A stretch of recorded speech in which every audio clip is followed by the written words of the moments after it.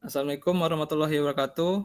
Perkenalkan nama saya Ilham Aprilansa sebagai moderator kelompok 1 yang beranggotakan Ridho Maulana, Muhammad Kelvin, Roswati, Adinda Salsabila, dan Firly Irsandi.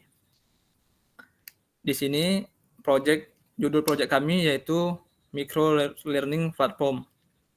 Di sini di tahap define pain point-nya yang akan dijelaskan oleh Sandi. Pada Sandi saya persilakan.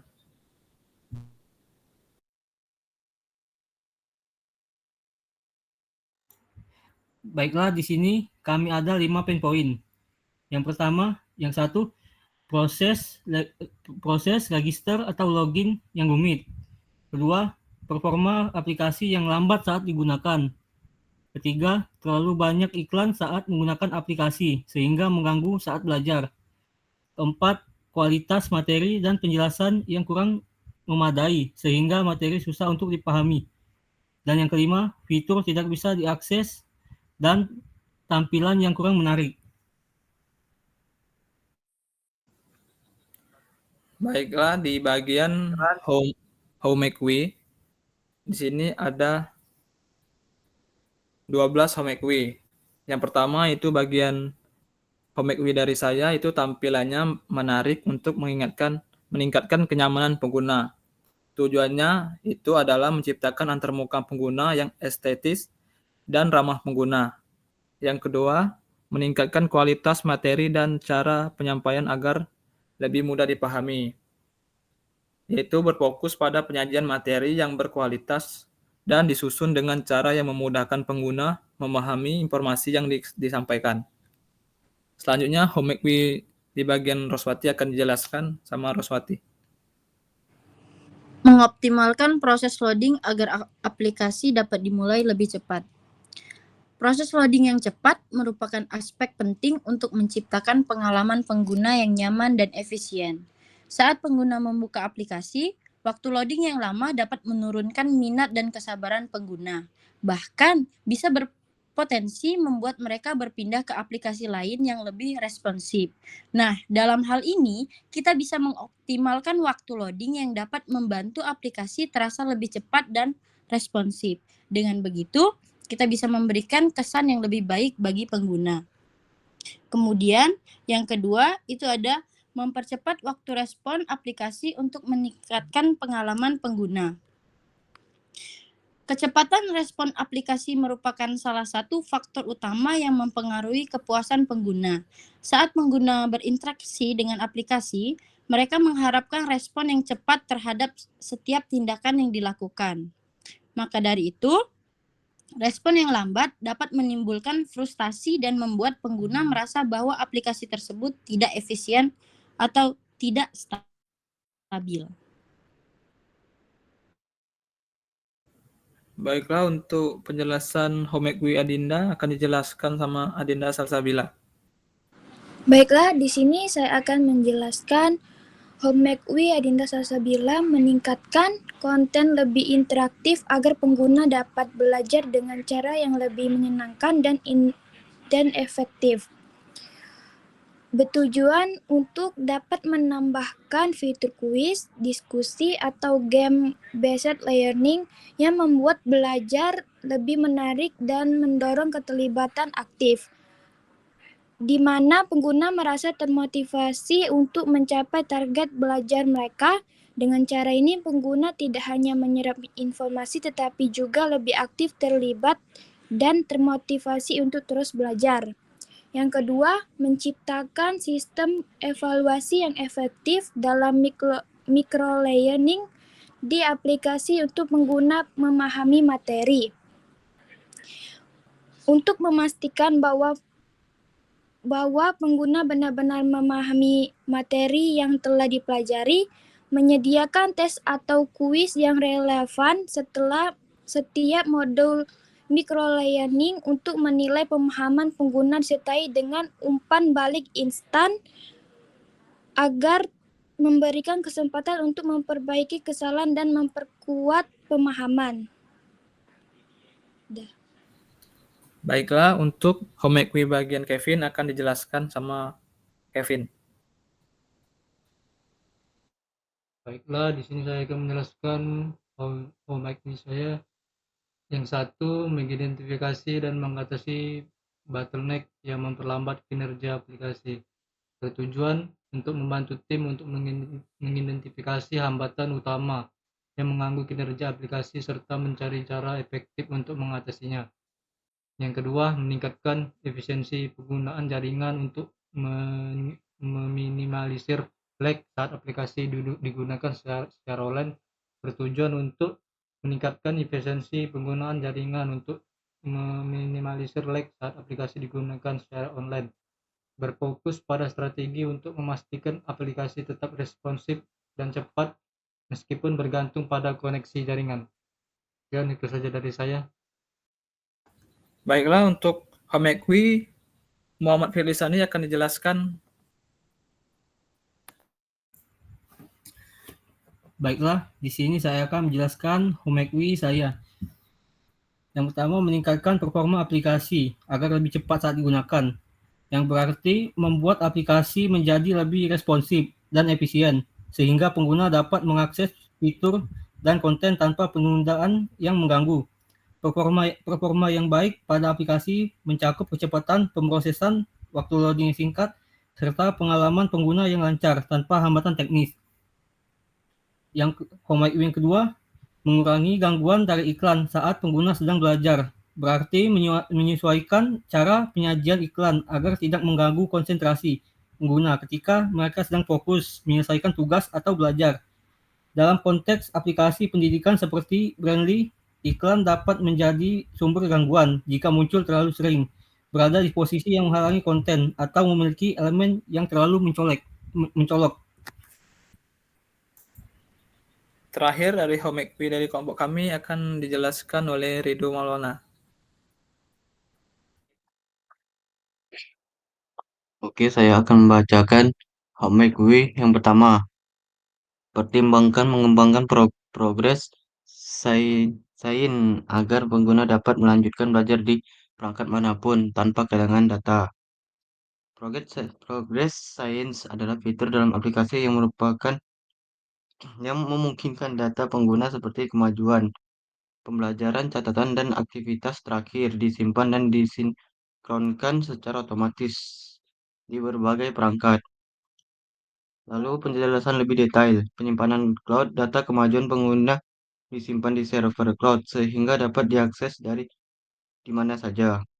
Lalu yang kedua, sinkronasi real time. Semua perubahan yang dilakukan pengguna membaca, menyelesaikan kuis atau membaca materi tertentu disinkronasikan secara langsung di semua perangkat yang digunakan. Oke, lalu yang melibatkan pengguna yang kedua, libatkan pengguna dalam pengembangan aplikasi dengan fitur umpan balik atau survei dalam aplikasi. Libatkan pengguna dalam pengembangan aplikasi dengan fitur umpan balik atau survei dalam aplikasi merujuk pada pendekatan di mana pengembangan aplikasi secara aktif meminta masukan dari pengguna aplikasi untuk meningkatkan kualitas dan fitur aplikasi. Berikut adalah beberapa alasan dan manfaat dari pendekatan ini. 1. Memahami kebutuhan pengguna. Pengguna seringkali memiliki wawasan berharga tentang apa yang mereka inginkan atau butuhkan dalam aplikasi. Yang kedua, peningkatan berkelanjutan dengan survei atau fitur umpan balik. Pengembang dapat memperoleh data yang memungkinkan mereka untuk membuat perbaikan secara terus-menerus berdasarkan saran dan masukan pengguna. Lalu yang ketiga, meningkatkan kepuasan pengguna. Ketika pengguna merasa bahwa bersuara mereka didengar dan masukan mereka digunakan untuk meningkatkan aplikasi dan merasa lebih dihargai dan lebih cenderung untuk tetap menggunakan aplikasi tersebut. Sekian dari saya, untuk yang terakhir, libat home quiz saya. Terima kasih. Baiklah, itulah penjelasan dari home activity dari kelompok kami. dari masing-masing anggota. Nah, di sini sebelumnya kami sudah memvoting dari anggota yang per anggota 3 kali voting. Sini hasil votingnya yaitu ada 2, yaitu tampilan menarik untuk meningkatkan kenyamanan pengguna. Yang kedua, menciptakan sistem evaluasi yang efektif dalam microlearning di aplikasi untuk pengguna memahami materi. Nah, ini hasil homework dari kelompok kami. Yang pertama, tampilan menarik untuk meningkatkan kenyamanan pengguna. Yang kedua, menciptakan sistem evaluasi yang efektif dalam microlearning di aplikasi untuk pengguna memahami materi. Selanjutnya itu di bagian idea, yaitu brainstorming ide solusi. Di sini saya akan menjelaskan ide solusi yang saya berikan untuk aplikasi brainstorming platform. Yang pertama itu kuis interaksi pada akhir setiap modul. Tambahkan kuis interaksi dengan berbagai tipe, pertanyaan pilihan ganda, benar atau salah, drag and drop di akhir setiap modul untuk menilai pemahaman pengguna. Yaitu fitur ini untuk menguji pemahaman pengguna setelah menyelesaikan modul pembelajaran. Kuis ini menggunakan berbagai tipe pertanyaan, seperti pilihan ganda atau esai, yang membuat evaluasi lebih menarik dan interaktif. Yang ide solusi kedua dari saya yaitu autentikasi sosial media. Tambahkan pilihan login dengan akun Google, Facebook, atau Apple. Ini akan mempercepat proses login bagi pengguna yang lebih suka tidak membuat akun baru. Selanjutnya, ide dari anggota saya itu Kelvin. Akan dijelaskan oleh Kelvin. Baiklah, di sini saya akan menjelaskan brainstorming ide solusi saya, yaitu gunakan desain yang simpel dengan elemen visual minimalis agar pengguna dapat fokus pada konten belajar tanpa gangguan. Ini adalah tujuannya untuk menciptakan pengalaman belajar yang bersih dan nyaman dengan fokus pada konten. Dengan menggunakan elemen visual yang minimalis, desain ini membantu pengguna agar tidak terganggu dan tetap fokus pada materi. Yang kedua, berikan feedback langsung setelah setiap jawaban beserta penjelasan singkat. Yaitu tujuannya dari pemberian feedback langsung setelah setiap jawaban adalah untuk meningkatkan pemahaman pengguna dengan menyediakan penjelasan singkat yang relevan. Feedback ini membantu pengguna mengerti alasan dibalik jawaban yang benar serta kesalahan yang terjadi sehingga proses pembelajaran berlangsung secara instan dan efektif. Sekian itu saja dari saya. Terima kasih. Selanjutnya, brainstorming ide solusi Adinda akan dijelaskan oleh Adinda Salsabila. Baiklah, di sini saya akan menjelaskan brainstorming ide solusi dari saya. Yang ke-1, tambahkan opsi diskusi atau ulasan antar pengguna setelah kuis, di mana pengguna bisa membahas jawaban atau memberikan pendapat. Ini membantu pengguna belajar dari satu sama lain dan memahami berbagai perspektif. Dengan ini, tujuannya untuk fitur ini membuka ruang bagi pengguna untuk membahas alasan dibalik jawaban, mengklarifikasi konsep yang tidak dimengerti, dan mendengarkan sudut pandang yang berbeda. Melalui diskusi ini, pengguna dapat memperdalam pemahaman mereka terhadap materi, mendapatkan wawasan baru, serta merasakan pengalaman belajar yang lebih interaktif dan kolaboratif. Hal ini juga dapat menciptakan rasa komunitas yang mendorong keterlibatan dan motivasi belajar yang lebih tinggi. Yang kedua, beri opsi pengguna untuk menyesuaikan tampilan seperti memilih tema, warna, mengatur ukuran font, atau mengubah layout. Hal ini dapat meningkatkan kenyamanan pengguna. Dengan ini tujuannya dapat meningkatkan kenyamanan karena Tampilan yang disesuaikan membuat pengguna merasa lebih mudah dan menyenangkan dalam berinteraksi dengan aplikasi serta membantu mengurangi ketegangan mata dan meningkatkan aksesibilitas bagi berbagai kalangan. Terima kasih. Ya, selanjutnya brainstorming ide solusi dari Redo Maulana yang akan dijelaskan oleh Redo.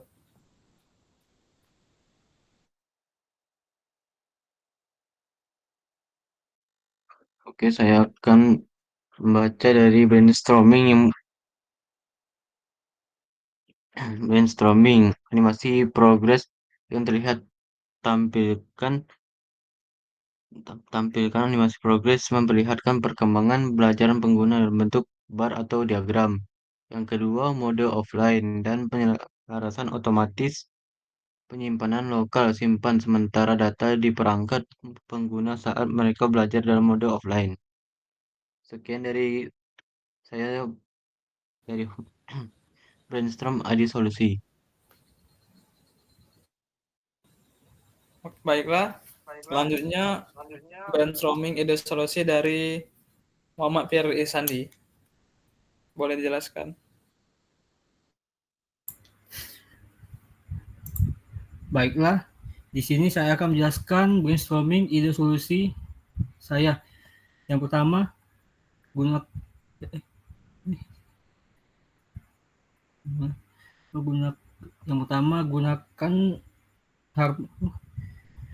warna harmonis, font yang mudah dibaca, dan animasi sederhana untuk kenyamanan visual. Menggunakan palet warna yang harmonis berarti memilih warna yang saling melengkapi dan tidak terlalu mencolok. Warna-warna yang harmonis membantu menciptakan suasana yang tenang dan enak dilihat, sehingga membuat pengguna lebih nyaman dan betah menggunakan aplikasi dalam waktu lama. Dan juga warna yang dipilih harus serasi dan tidak membuat mata lelah, terutama jika digunakan untuk latar belakang dan teks.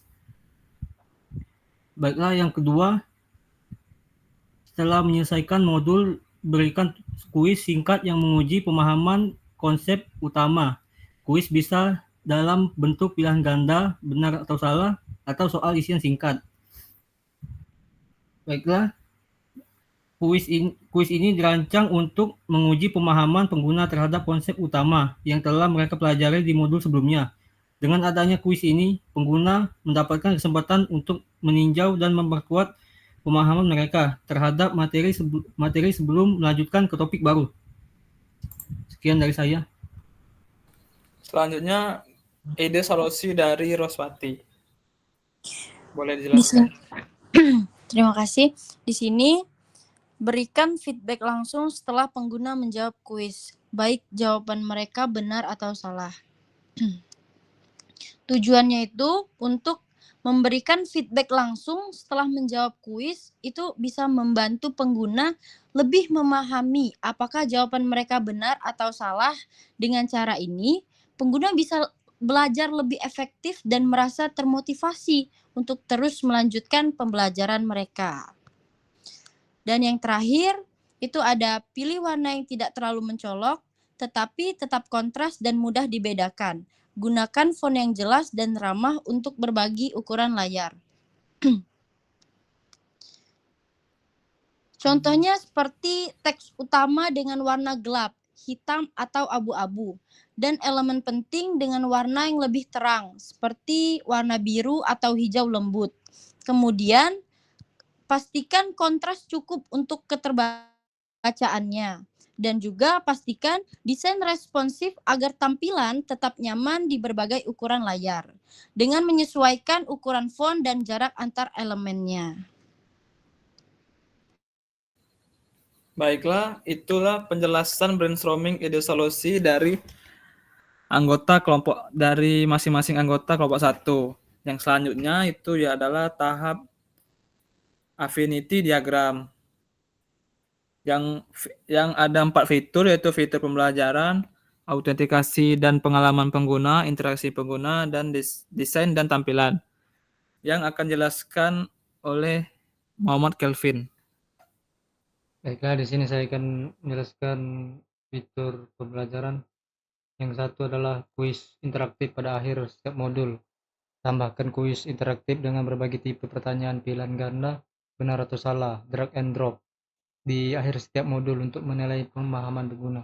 Kedua, berikan feedback langsung setelah setiap jawaban beserta penjelasan singkat. Feedback ini membantu pengguna memahami jawaban yang benar dan mengapa mereka salah atau benar, sehingga pembelajaran terjadi secara langsung. Ketiga, animasi progres yang terlihat, yaitu tampilkan animasi progres yang memperlihatkan perkembangan pembelajaran pengguna dalam bentuk bar atau diagram. Selanjutnya yaitu fitur autentikasi dan pengalaman pengguna. Yang satu, autentikasi sosial media, yaitu tambahkan pilihan login dengan akun Google, Facebook, atau Apple. Ini akan mempercepat proses login bagi pengguna yang lagi suka tidak membuat akun baru. Yang kedua yaitu mode offline dan penyelarasan otomatis penyimpanan lokal, yaitu simpan sementara data di perangkat pengguna saat mereka belajar dalam mode offline. Baiklah, itu saja. Terima kasih. Selanjutnya, yang bagian interaksi pengguna dan desain dan tampilan akan dijelaskan oleh Roswati. Baiklah, di sini untuk interaksi penggunanya, kalian bisa tambahkan opsi diskusi atau ulasan antar pengguna setelah kuis, di mana pengguna bisa membahas jawaban atau memberikan pendapat. Ini membantu pengguna belajar dari satu sama lain dan memahami berbagai perspektif. Kemudian, di desain dan tampilan, gunakan desain yang simple dengan elemen visual minimalis agar pengguna dapat fokus pada konten belajar tanpa gangguan apapun. Dan berikan cukup ruang putih dan tata letak yang rapi untuk membantu pengguna merasa nyaman saat mengakses materi. Kemudian, pilih warna yang tidak terlalu mencolok tetapi tetap kontras dan mudah dibedakan. Gunakan font yang jelas dan ramah untuk berbagai ukuran layar.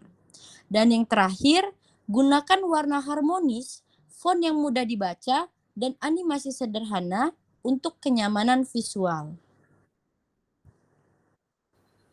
Baiklah, itu adalah bagian dari affinity diagram dari kelompok kami. Yang selanjutnya yaitu prioritas ide yang akan dijelaskan oleh Redo Maulana. Baiklah, saya akan membacakan dari prioritas ide. Yang pertama, autentikasi sosial media. Tambahkan pilihan login dengan akun Google, Facebook, atau Apple. Ini akan mempercepat proses login bagi pengguna yang lebih suka tidak membuat akun baru. Lalu yang kedua, gunakan desain yang simpel dengan elemen visual minimalis agar pengguna dapat fokus pada konten belajar tanpa gangguan. Berikan cukup ruang putih dan tata letak yang rapi untuk membantu pengguna merasa nyaman saat mengakses materi. Lalu yang ketiga, berikan feedback langsung setelah setiap jawaban beserta penjelasan singkat. Feedback ini membantu pengguna memahami jawaban yang benar dan mengapa mereka salah atau benar, sehingga pembelajaran terjadi secara langsung. Lalu yang keempat, kuis interaktif pada akhir setiap modul.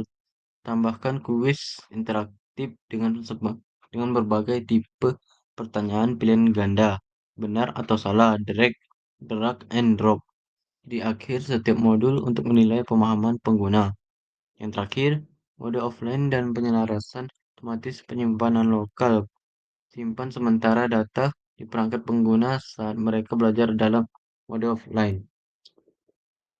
Oke, itu adalah prioritas ide yang saya bacakan. Selanjutnya untuk prioritas 3 dan 4 akan dijelaskan oleh Adinda Salsabila. Baiklah, di sini saya akan menjelaskan prioritas ide yang ketiga. Ada dua macam, yaitu satu, tambahkan opsi diskusi atau ulasan antar pengguna setelah kuis, di mana pengguna bisa membahas jawaban atau memberikan pendapat. Ini membantu pengguna belajar dari satu sama lain dan memahami berbagai perspektif. Yang kedua, animasi progres yang terlihat Tampilkan animasi progres yang memperlihatkan perkembangan pembelajaran pengguna dalam bentuk bar atau diagram. Prioritas ide yang keempat ada 2 macam, yaitu 1, pilih warna yang tidak mencolok tetapi tetap kontras dan mudah dibedakan. Gunakan font yang jelas dan ramah untuk berbagai ukuran layar. Kedua, gunakan warna harmonis, font yang mudah dibaca dan animasi sederhana untuk kenyamanan visual. Baiklah, terima kasih. Di sini kami akan menjelaskan Crazy Egg dari kelompok 1. Yaitu saya sendiri, yang gambar pertama ini adalah tampilan home yang ada button hamburgernya, ada button masuk sekarang. Di gambar kedua ini yaitu tampilan bagian register. Di sini registernya menggunakan Facebook atau Google. Yang gambar ketiga ini ada tampilan login, bisa menggunakan masukkan password, username, dan bisa menggunakan Google juga dan Facebook. Yang gambar keempat ini adalah materi dari beberapa kelas, yaitu yang SD dari 1 sampai kelas 3, kelas 4 sampai kelas 6, SMP-nya ada kelas 7 sampai kelas 9, SMA-nya kelas 10 sampai kelas 12. Di sini gambar Crazy Egg nomor 4-nya ini adalah mata pelajaran yang bisa dipilih. Gambar kelima ini adalah forum diskusi untuk user. Gambar ketujuhnya ini adalah untuk pembelajaran, yaitu ada modul, video, dan forum diskusi di bawahnya. Yang gambar terakhir ini adalah ada kuis game mini gitu, ada versus lawan orang dan akan mendapatkan poin. Terima kasih.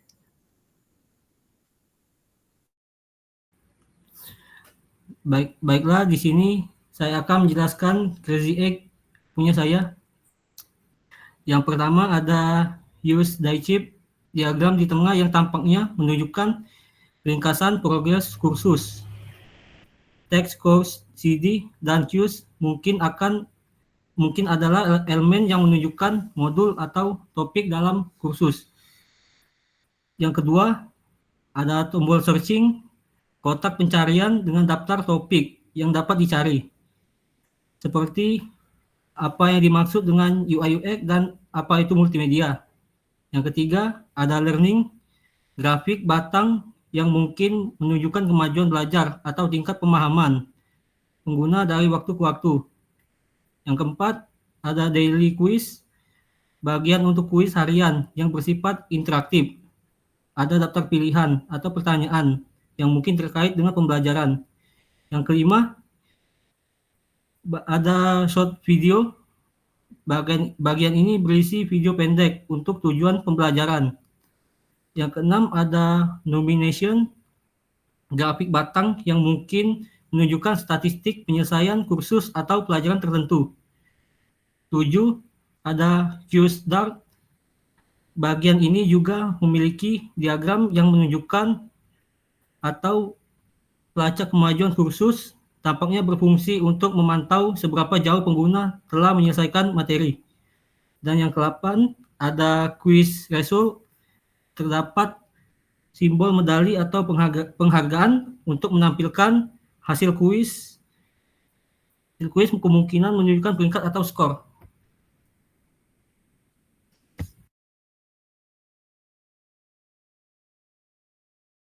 Baiklah, di sini saya akan menjelaskan Crazy Egg saya, yaitu yang pertama interactive card, yaitu desain yang menampilkan kartu berukuran kecil berisi materi singkat.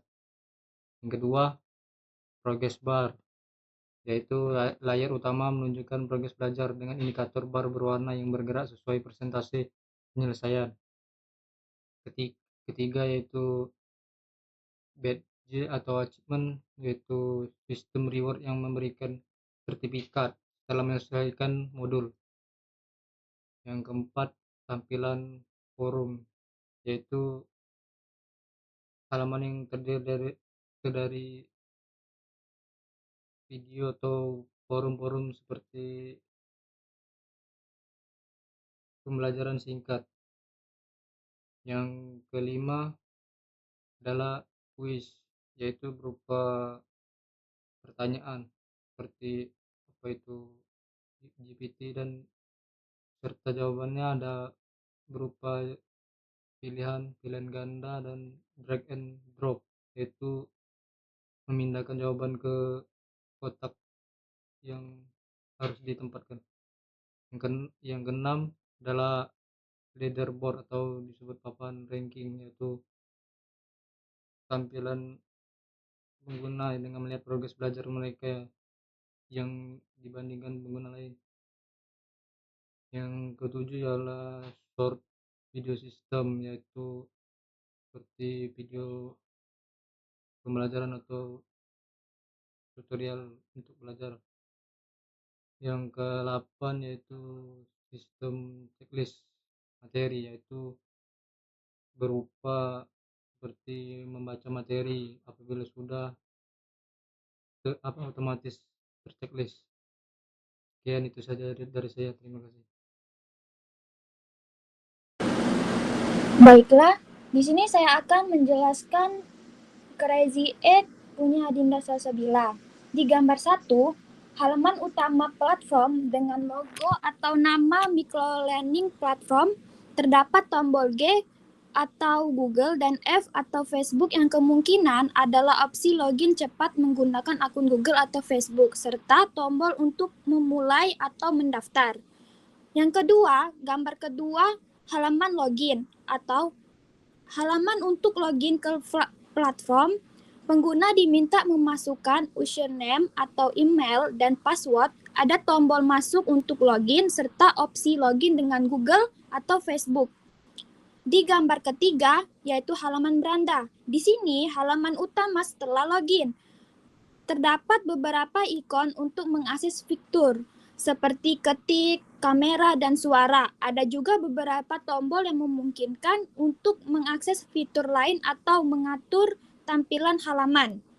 Yang keempat, halaman jawaban dan pertanyaan. Di sini, pengguna bisa menjawab dan bertanya sesuai mata pelajaran dan kelasnya masing-masing. Terdapat pilihan mapel atau mata pelajaran dan kelas yang berisi daftar pelajaran dan kelas yang tersedia untuk dipilih oleh pengguna. Yang kelima, gambarnya pencarian. Halaman ini menyediakan kotak pencarian dan buku pelajaran, serta daftar kategori atau kelas berdasarkan tingkat pendidikan SMA kelas 12 sampai 10, SMP dari kelas 9 sampai 7, dan SD dari kelas 1 sampai kelas 6. Setiap kategori memiliki tombol lihat semua untuk menampilkan lebih banyak materi pelajaran atau kelas terkait. Di gambar ke-6, forum. Halaman ini untuk diskusi atau forum pengguna. Pengguna dapat menambahkan topik, memilih subjek, dan memasukkan keterangan seperti nama Adinda Salsabila, NIM 22142093, kelas IF 5A. Ada tombol push to forum, cancel, dan edit untuk mengolah postingan. Di gambar ke-7, kuis. Halaman untuk kuis dengan format pilihan ganda. Pertanyaan dan beberapa opsi jawaban ditampilkan, serta ada tombol untuk melanjutkan next, mengirim jawaban submit, atau membatalkan cancel. Di peringkat, menampilkan papan peringkat yang memperlihatkan peringkat pengguna dalam kuis atau kompetisi tertentu. Ada tombol share untuk membagikan hasil. Yang di 8 gambarnya ulasan dan rating. Di halaman ini untuk memberikan ulasan dan rating, pengguna bisa menulis ulasan, memberi rating dengan bintang, serta menambahkan foto jika diperlukan. Ada tombol kirim untuk mengirim ulasan. Sekian dari saya, terima kasih.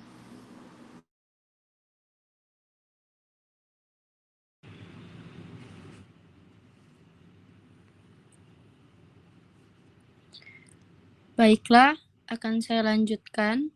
Di sini ada crazy egg yang saya buat. Yang pertama itu ada line click. Halaman ini berfokus pada umpan balik atau rating dari pembelajaran yang memungkinkan pengguna memberikan nilai atau feedback pada konten yang sudah dipelajari. Kemudian yang kedua itu ada video content page. Di sini tampilan ini adalah halaman konten video dengan ikon play besar di tengah dan beberapa teks di bawahnya. Halaman ini digunakan untuk menonton dan membaca penjelasan atau deskripsi terkait video. Kemudian dilanjut ada daily quiz.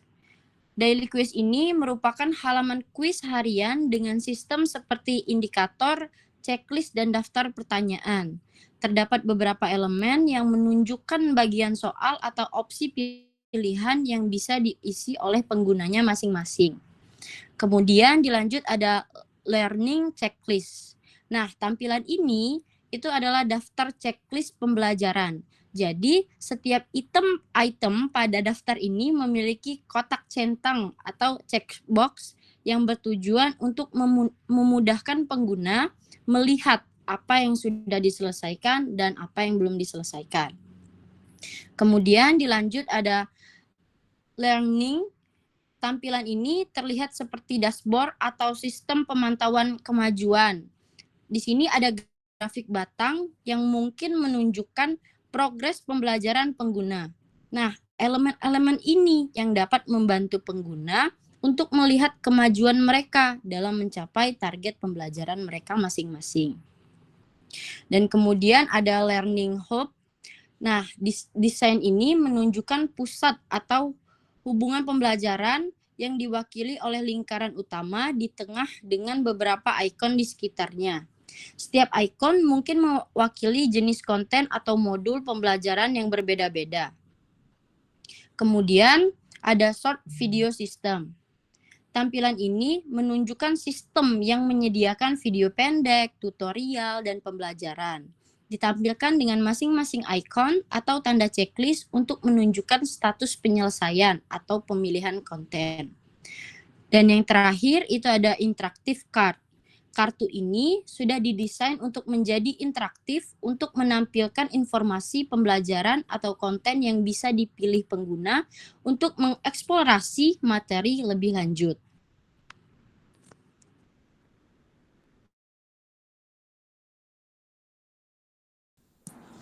Sekian presentasi menjelaskan Define, IDET, dan Crazy Egg dengan judul Microlearning Platform dari kelompok 1. Maaf jika ada kesalahan kata dari kelompok 1. Kami akhiri. Wassalamualaikum warahmatullahi wabarakatuh. Terima kasih. Waalaikumsalam. Waalaikumsalam warahmatullahi wabarakatuh.